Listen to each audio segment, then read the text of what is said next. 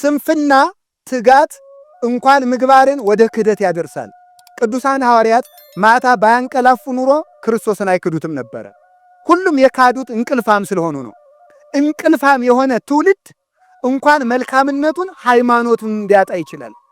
ሰነፍ የሆነ ቅዱስ ዮሐንስ ዘደማስቆ እንደሚናገረው ዓለምን እንዲያጠፈው የሚያደርጉ ክፋቶች ሁሉ ከሶስት መሰረታዊ ነገሮች የሚነሱ ናቸው። አንዱ ካለማወቅ፣ አንዱ ከስንፍና፣ አንዱ ከመርሳት ነው ይላል። አለማወቅ ፍጹም ያጠፋል። ስንፍና ተኝተን እግዚአብሔር እንዲያስተካክል እንፈልጋለን። ተኝተን ቤተ ክርስቲያንን እግዚአብሔር በታምር ዘመን እንዲያሳልፋት እንፈልጋለን። እግዚአብሔር በእጁ ብቻ ገፍቶ ከጫፍ እንዲያደርሳት እንፈልጋለን። ወይም ቄርሎስን ወይም ቅዱስ ጳውሎስን ወይም ዮሐንስ አፈወርቅን ወይም አቡነ ተክለ ሃይማኖትን አንስቶ እግዚአብሔር ቤተ ክርስቲያንም እንደው በመርከብ ባህር ከፍሎ እንዲያሻግራት እንፈልጋለን። ወደድንም ጠላንም ቤተ ክርስቲያን ያለችው እኛ እጅ ላይ ነው። የወደደ ሰው ቤተ ክርስቲያን ከእጁ አምልጣው ባህር ውስጥ ይገባል። የወደደ ሰው በእጁ ይዟት መንግሥተ ሰማያት ታገባዋለች። መንግሥተ እግዚአብሔር ሰናያ ማእከሌክሙ፣ የእግዚአብሔር መንግሥት በእናንተ መካከል ናት ያለ ቅዱስ ሉቃስ 17:21 ላይ ቤተ ክርስቲያን መንግሥተ ሰማያት የተባለች ቤተ ክርስቲያን እጃችሁ ላይ ናት። እናንተው ልታጧት፣ እናንተው ልትይዟት፣ እናንተው ልትከብሩባት፣ እናንተው ልትጠፉባት ትችላላችሁ። ሰንፋችሁ ቤተ ክርስቲያናችሁን ልታጠፉ፣ ተግታችሁ ቤተ ክርስቲያንን ልትሰሩ ይቻላችኋል። በእጃችሁ ነው። ሁሉን ሰጥቶናል እግዚአብሔር። መቻሉን ሰጥቶናል። ካህሊነቱን ሰጥቶናል። ያለመቻል ዘመን ከአዳም በፊት በአዳም ዘመን የነበረው አለመቻል አልፎልናል። ተግተን እንድንሰራ አምላከ ቅዱሳን ይርዳን። ስለዚህ ተግተን እንጸልይ። ትጋት ማለት ምን ማለት ነው? ሁልጊዜ መልካም ነገርን በጽናት መስራት ነው። መሰልቸትን መተው ማለት ነው። መሰልቸትን እምቢ ብሎ ስጋ የማይወደውን ነገር ለነፍስ ብሎ ማድረግ ማለት ነው። ጉንዳን ልበ ሙሉ ነው። ታውቃላችሁ አይደለም? ልበ ሙሉ መሆን ይገባል። ፈሪ ሰው አይጸድቅም። ልቡ ለጻድቅ ውኩል ከመአንበሳ፣ የጻድቅ ሰው ልቡና እንዳንበሳ የተማመነ ነው ይላል። ፈሪ ሰው አይጸድቅም። ጉንዳን በጣም ያስደንቃል። አንዱ ብልሃቱ ጉንዳን የሰው እግር ላይ ከወጣ እግር ላይ አይነክስም ካልተንቀሳቀሱ በቀር። በጣም ክሩ የሚያስደንቀው ጉንዳን የሚነክሰው ግንባር ላይ ሲደርስ ነው። ልቡ የሚያስደንቀው ለምን ይመስላችኋል? ሰውን ግንባር ላይ የሚነክሰው አንስቶ ሊወስድ እኮ ነው። ልቡ ነው እኮ የሚያስደንቀው ማለት። የማይቻል ነገርን ሁሉ እችላለሁ የሚል ምናልባት እዚህ ላይ ጉያ ላይ የሚናከሰው ሰውየው ከተንቀሳቀሰ ብቻ ነው። አሁን እኛ እንደው እኮ በጣም ነው የምናስደንቀው። እንኳን ራስ ላይ ልንደርስ ገና እግር ሰኮና ላይ ሳንደርስ መናከስ እንጀምራለን። ሳንሰራ የምንጮህ ውሾች ማለት ነው። ሳንሰራ መለፍለፍ። አንድ እቅድ ታቅዶ የመታቀዱ ሐሳብ ገና ተወግቶ ሳያልቅ ለዓለም ይዳረሳል። ዲያብሎስ ይነጥቅና እዚያ በኋላ የቤተ ክርስቲያን ጠላት የሆነውን ዲያብሎስን አዘጋጅቶ ያፈርስብናል። ይህንን የሚያደርገው ልበ ሙሉነት፣ በጥበብ መስራት፣ ሰርቶ ሲጨርሱ መናገር። ይሄ ነው መድኃኔ ዓለም ኢየሱስ ክርስቶስ ዲያብሎስ እየቀረበ አንተ አምላክ ነህ፣ አንተ የእግዚአብሔር ልጅ ነህ ሲለው ዝም ብሎ ኑሮ በዕለተ ዓርብ ነበረ እውነቱን የነገረው። ስራውን ሰርቶ ሲጨርስ ሰርተን ለመናገር ያብቃን። ሁለተኛው ጥበበኛ ማን ነው ያልን እንደሆነ ሁለተኛው አሽኮኮዎች ናቸው። እነዚህ አሽኮኮዎች የሚኖሩት አስቀድመን እንደተናገር በዓለት ውስጥ ነው። እነዚህ ምዕመናን ናቸው። ቅድም ምዕመናን ናቸው ብያቸዋለሁ። ቤተ ክርስቲያን እንዴት በመልካም ዘመን ክፉ ዘመንን አልፋ ከመልካም ዘመን እንደምትደርስ የሚያሳዩን እነዚህ ፍጥረታት ናቸው። በትክክል አሁን ያለንበትን ዘመን ያሳዩናል። ስለዚህ ቤተ ክርስቲያን የምትጠበቀው ተግተው በሚሰሩ ምዕመናን ነው። እስኪ በሉ ተግተው በሚሰሩ ምዕመናን በሉን። ይሄንን ነው አንዱ። ጌታ ሰነፍን ሰው ለጸጋ ራሱ አይመርጠውም። ለምንድን ነው ሐዋርያትን ከሥራ አንዱን አሳ ሲያጠምድ፣ አንዱን በሬ ሲያቀና፣ አንዱን ግብር ሲሰበስብ የጠራው? እግዚአብሔር ለክብር እንኳን የሚጠራቸው ሰራተኞችን ነው። ሰነፍ ሰው በሰማይም በምድርም ርስት የለውም። የእንቅልፍ ብዛት የተቦጫጨቀ ልብስ ያስለብሳል ያለ ሰሎሞን ለዚህ ነው። ሰነፍ ሰው በምድርም አይከብርም በሰማይም አይከብርም። ይህን ነው እግዚአብሔር ያለው። ሁለተኛ ምኖች ናቸው ሲባል አሽኮኮ የተባሉት አሽኮኮ አቅማቸውን ስለሚያውቁ ምኖች ናቸው? ከአለት ተጠግተው ይኖራሉ። እነዚህ ባይታውያን ናቸው። ባይታውያን ናቸው። አሽኮኮዎች በአለት ተጠግተው ይኖራሉ ማለት በዓት የሚያጸኑ ናቸው። በዓት አጽንተው ይኖራሉ። ከበዓታቸው አይወጡም። ከበዓታቸው የማይወጡ ባይታውያን እንዲያውም አረጋዊ መንፈሳዊ ምን ይላል? ለባይታዊ በዓቱ እሳት ናት ይላል። እሳት እንግዲህ የታውቃላችሁ፣ እሳት ሁለት ነገር ያመጣል። ሶስት ነገር፣ አንደኛው ብርሃን፣ ሁለተኛው ሙቀት፣ ሶስተኛው መዓዛ ነው የሚያመጣው። ዕጣን እሳት ማለት ነው። ለምሳሌ ዕጣኑ መዓዛ ሊወጣው የሚችለው በእሳት ስንጠብሰው ነው። ሁለተኛ ደግሞ እሳት ምን ያደርጋል? ደግሞ ብርሃን ይሰጣል። ሶስተኛ ሙቀት ስላለው ያበስላል። አንድ ባይታዊ ሊበስል የሚችለው ባይታዊ በዓቱ ውስጥ ሲጸና አንደኛ ይበስላል። ለራሱ ሲጸልይ የነበረው ለባልንጀራው ይጸልያል። ለባልንጀራው ይጸልይ የነበረው ለአካባቢው ይጸልያል። ለአካባቢው ከመጸለይ አልፎ ለሀገር ይጸልያል። ለሀገር ከመጸለይ አልፎ ለዓለም ይጸልያል። እየበሰለ ይመጣል ማለት ነው።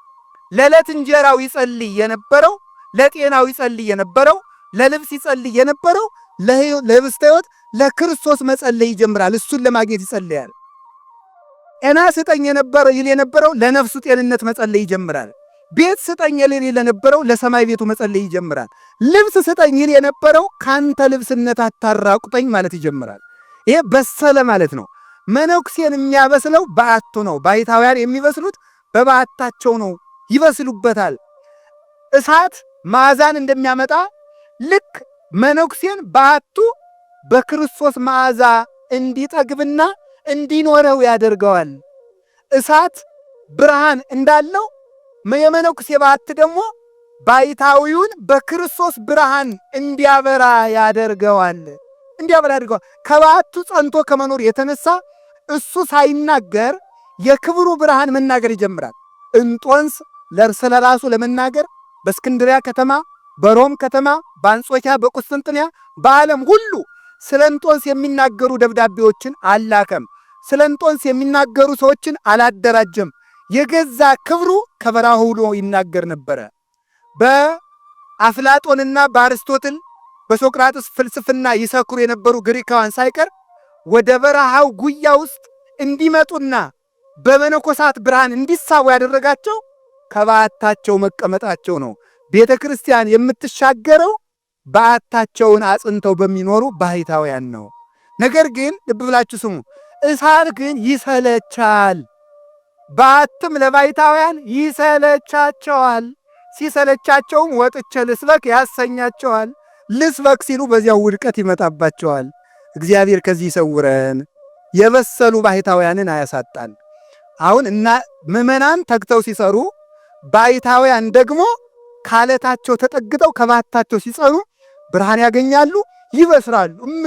በሳሎች ለክርስቶስ ግድ የሚላቸው ሃይማኖት ብቻ ሲነካ ከበዓታቸው የሚወጡ ቅዱስ እንጦንስ ከበዓቱ ወጥቶ አርዮሳውያን በእስክንድሪያ ከተማ ሲበጠብጡ ሊከራከር ብቻ ይወጣ ነበረ እና የእስክንድሪያ ምዕመናን ከላዩ ላይ ሲሰፍሩበት ተው አባታችን አታዳክሙት፣ አትንጫጩ፣ ድምፅ ቀንሱ ሲሉ የእሱ ደቀ መዛሙርት ተዋቸው፣ እነዚህ የክርስቶስ በጎች ናቸው፣ እንኳን የእነሱን ድምፅ የአጋንንትን ድምፅ ችዬ ኖሬአለሁ እያለ ነበር የሚመልሰው።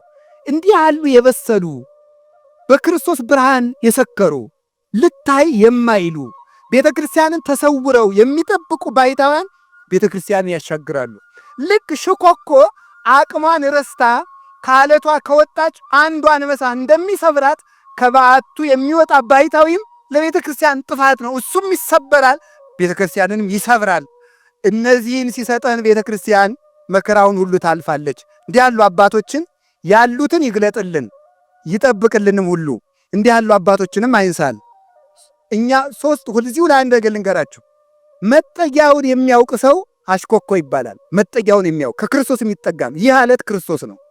ከክርስቶስ የተጠጋ ሰው ክፉ ዘመንን ማለፍ ከክርስቶስ ትምህርት፣ ከክርስቶስ ስም፣ ከክርስቶስ ጥምቀት፣ ከክርስቶስ ቤተ ክርስቲያን፣ ከክርስቶስ ቁርባን የተጠጋ ሰው ያልፋል ማለት ነው። ባያልፍ ቢሞት እንኳን በሞት እንኳ ቢሆን ወደ ክርስቶስ ያልፋል። ክርስቶስ ላለው ሰው ሞት እንኳ ቢሆን ወደ ክርስቶስ መድረሻ መንገድ ነው። ይሄን ነው። ሶስተኛው አንበጣ ነው። አንበጣ ከፍ ብሎ መብረሩ ነው። ከፍ ብሎ መብረር የሚችል ስለሆነ አንበጣ ጥበበኛ ነው። አቅም ስለሌለው ምድር ለምድር ሲሄድ ሌሎች አራዊት እንደሌሉ ሲያስብ በአዝመራ ላይ ይሄዳል። አራዊት ሲመጡ ደግሞ ከፍ ብሎ ይበራል። ከፍ ብሎ የሚኖር ማለት ምንድን ነው? ተስፋ በሚያስቆርጥ ጊዜ ሰማያዊ መንግስትን እያሰቡ የሚጽናኑ ናቸው። እንግዲህ ተመልከቱ፣ አንበጣ አለቃ የለውም። የክርስቲያኖች ተስፋ የሚያደርጉት መንግስታቸው የእግዚአብሔር መንግስት ነው። የእግዚአብሔርን መንግስት ተስፋ የሚያደርጉ ክርስቲያኖች የምድር መንግስትም እንዲቀና ያደርግላቸዋል። ተስፋቸውን በምድር ያደርጉ ክርስቲያኖች ግን የሰማይ መንግስት ሊፈርድላቸው አይችልም። ለምን? ተስፋቸውን ወደ ምድር አድርገውታልና። እኛ ቀና ብለን የተፈጠርነው ከዋክብትን እንድናይና እግዚአብሔርን እንድናስብ ነው፣ ሰማያዊም። ስለዚህ ሰማያዊነት ያላቸው ተስፋቸውም ሰማያዊ ኑሯቸውም ሰማያዊ የሆኑ ብዙ ክርስቲያን ከቤተ ክርስቲያናችን የሚወጣው ለምን ይመስላችኋል? ምድራዊ ጤንነትና ምድራዊ ምግብ፣ ምድራዊ ሰላም፣ ጊዜያዊ መጽናናት ፈልጎ ነው። ሰማያዊ መጽናናት፣ ሰማያዊ ሰላም፣ ሰማያዊ ጤንነት፣ ሰማያዊ አይምሮ ያላቸው ያዩትን እያጡ ያላዩትን የሚከተሉ ምዕመናን እሊህ ምን ይባላሉ? አንበጣ ይባላሉ ማለት ነው። ከፍ ብለን የምንበር ማለት የላይኛውን የምናስብ ማለት ነው። በኢትዮጵያ እንኳን በቤተ ክርስቲያን በታሪክም የተጻፈ ብዙ ነገር እኮ ነው ያለ። በእኛ ሀገር ንጉሱን አልነግራችሁም ስለማይጠቅማችሁ፣ ደግሞ ይህን ምክንያት አድርገን ደግሞ ለመከፋፈያ እንዳንጠቀምበት ብዬ ነው። እና በአንድ ንጉስ ዘመን የንጉሱ ሰራዊት ሂደው የአንዱን ሰው ሚስቱን ቀምተው ያልሆነ ስራ ይሰሩበታል። ደግሞ ንጉሱን ደግሞ ያኛውን መስፍኑን ደግሞ አስረውታል። አስረው ሰውየውም ጥጋበኛ ነበር። የኔ ሚስት ቤተ ክርስቲያን ሳትገባ የሌላ ሰው ሚስት እንዳይገባ ብሎ አዋጅ የነገረ ሰው ነበር። እንግዲህ እሷ ተኝታ ባረፈደች ቁጥር ሴቶች ምዕመናን ውጭ ቆመው ይጠብቃሉ ማለት ነው። እሱ እንዲህ ያለ ትዕቢተኛ ስለነበረ ሌላ ንጉስ ነግሶ ምን አደረገው? እሱን አሰረው። እሱ ሲታሰር ደግሞ ሰራዊቱ ሂደው ሚስቱን እንዳልሆነ ሆኑ። ምን አለ ሰውየው? አይ ሚስቴን ሰዋያት አይሉም ጠጁ ቀጠነብኝ፣ ስጋው ጎፈየብኝ፣ አይሉም ቀን የጣለለታ ይደረጋል ሁሉም ብሎ በገና ደረደረ። ተፈታ ሲሉት ምንድነው ያለ? ንስሐ ገብቶ ነው በገና እየደረደረ እስር ቤት ውስጥ። አያችሁ እግዚአብሔር ቸር ነው። በነፃነት ያልተመለሰን ሰው በስራት ይመልሰዋል። ከዚያ በኋላ ምን አደረገ? በገና እየደረደረ ንስሐ ሲገባ ያንን ግፍ የሰሩ ወታደሮችን መብረቅ መጥቷቸው አደረ። ንጉሱ ግን እንዲህ አድርጎ በገና ደረደረ ብለው ሲነግሯቸው ፍቱት ሲሉ አይ ጃን ሆይ ይታወት ከርሰው ለበለጠ ንጉስ ነግሬያለሁ ብሏቸው ነበረ። ከርሰው ለበለጠ ንጉስ ነግሬያለሁ አላቸው። ንስሐ ሲገባ ሚስቱን የተበቀሉ ወታደሮችን መብረቅ መጥቷቸው አደረ። የምድር ፍርድ ሳይጠብቁ የሰማይ ፍርድ የሚጠብቁ ሰዎች ፍትህ ያገኛሉ። የቤተ ክርስቲያን ፍትህ የሚገኘው ከመድኃኔዓለም ነው። ፍትህ አይምሯችን ሰማያዊ እናድርግ። እነዚህ ናቸው አንበጦች የሚባሉ ማለት። ምድር ላይ በሚያዩት ነገር ተደናብረው ተደናግጠው የማይሸበሩ የማይለያዩ የማይከፋፈሉ ክርስቲያኖች ናቸው አንበጣን ይመስላሉ የተባሉት ማለት። ጥበብ የሚባለው ይሄ ነው። እግዚአብሔር የሰማያዊ አይምሮ ይስጠን። ይሄ አንበጣ ይባላል። ሌላው አንበጣ በጣም የሚደንቅ ነው። ምን ያደርግ ነው? በአንድ ድምፅ ይመራል። አራተኛውን የቀረኝ ትምህርቴን እጨርሳለሁ። አራተኛውን ተናግሬ በምን ድምፅ ይመራል አልኩኝ? ይሆን በአንድ ድምፅ የሚመራ ነው። አንድ አንበጣ ከጮኸ በአንድ ድምፅ ይመራል። ለጊዜው ሊቃውንቱ ሲተረጉሙት በእስራኤል መስለውታል። በሙሴ ድምፅ የሚመሩ እስራኤል ማለት ናቸው። በሙሴ ድምፅ የሚመሩ በአንድ ድምፅ የሚመሩ ማለት ምን ማለት ነው? መሪያቸውን የሚሰሙ ክርስቲያኖች ያስፈልጋሉ። በቅዱስ ሲኖዶስና በቤተ ክርስቲያን ድምፅ የሚመሩ ክርስቲያኖች ናቸው። እንደዚህ የክርስቶስ ቃል የሚመራቸው። አሁን እኮ የቀረን እኮ እየራሳችን ተከፋፍለን ሲኖዶስ ማቋቋም ነው የቀረን። እያንዳንዱ ክርስቲያን አንዳንድ ሲኖዶስ አክሏል በእውነቱ ማለት ነው። አንዱ አንዱን ሲተች፣ አንዱ ራሱ ሲፈርድ ሲተች። እንደው እኮ እናንተ እኮ ሲያሻችሁ የፍትሐ ነገሥት ሊቃውንት ትሆናላችሁ፣ ሲያሻችሁ የመጽሐፍ ቅዱስ ሊቅ ትሆናላችሁ፣ ሲያሻችሁ ፓትርያርክ መሆን ያምራችኋል። ማትሆኑት እኮ የላችሁም እናንተ በእውነቱ ማለት ነው። በአንድ ድምፅ ብንመራ ብንሰማ ኑሮ ሰዎች ሁሉ ቀዳዳችን እየተጠቀሙ ባላጠፉን ነበረ። እንዳንጠፋ የሚያደርገን ምንድነው? መደማመጥ። እግዚአብሔር እንድንደማመጥ ያደርገን በእውነቱ ማለት። ክርስቶስን እየተከተሉ ካለመደማመጥ በላይ ሞኝነት አለ? የአንድ ድሃ ድምፅ፣ የአንዲት ድሃ ሴት ብሶት ለመስማት በቀትር ጊዜ ከውሃ ጉድጓድ የተቀመጠ ክርስቶስን አመልካለሁ የሚል ክርስቲያን የሚመራውን አባት እንዳለመስማት ያለ ጅልነት የለም። ስለዚህ አንበጣ ከመሪው ይገኛል። ከአባቶቻችን ስር እግዚአብሔር አያጥፋል። በቤተ ክርስቲያን ድምፅ እንመራ እንጂ በየራሳችን እንዳንመራም እግዚአብሔር ይጠብቀን። አንበጣ ተመስጦ ያላቸው ክርስቲያኖች ምሳሌ ነው። ሲጸልዩ የሚመሰጡ፣ ሲያስቀድሱ የሚመሰጡ፣ ሲቆርቡ የሚመሰጡ። ሰይጣን ከቤተ ክርስቲያን ማጥፋት ሲፈልግ ተመስጧችንን ይነጥቀናል፣ እንዳንመሰጥ ያደርገናል። የእግዚአብሔርን ቸርነት እንዳናስብ ያደርገናል። አንዲት ሴት ከአንድ መነኩሴ ፊት ሂዳ እንዲህ አለችው፣ እባክህን እየኝ አለችው፣ አያት። እባክህን እየኝ አለችው፣ አያት። እባክህን ደህና አድርገህ ተመልከተኝ አለችው፣ አያት። ዞም መልሶ አንገቱን ደፋ። ምን ነው አላምርም እንዴ አለችው። መልካም ነሽ፣ እግዚአብሔር ግን ከአንቺ ይልቅ መልካም ነው አለት። በእውነቱ ማለት አሻግሮ የሚያይ ሰው ነበር። በክርስቶስ ውበትና በእግዚአብሔር መልካምነት የተመሰጠው ሰው ዓለምን መጥላት ይችላል። ተዘክሮተ እግዚአብሔር የያዘው ሰው ዓለምን ከማሰብ ይድናል። እና ተመስጦ ያላቸው ክርስቲያኖች፣ ሰማያዊ ሕሊና ያላቸው ክርስቲያኖች በመንደር መባላትን አቁመው በሰማይ ርስታቸው አንድ መሆን የሚችሉ በአንድ ድምፅ በክርስቶስ ትእዛዝና በቅድስት ቤተ ክርስቲያን ቃል አንዱ ነው የሚጓዙ ምዕመናን እሊህ ምን ይባላሉ? አንድ ክርስቲያን። እለ ያሐውሩ በአሐዱ ትእዛዝ። አንበጣ በአንድ ትእዛዝ በአንድ ላይ ይሄዳል። በቤተ ክርስቲያን ትእዛዝ በአንድ ላይ የቆመ ክርስቲያን ዲያብሎስ ገፍቶ ሊጥለው አይችልም።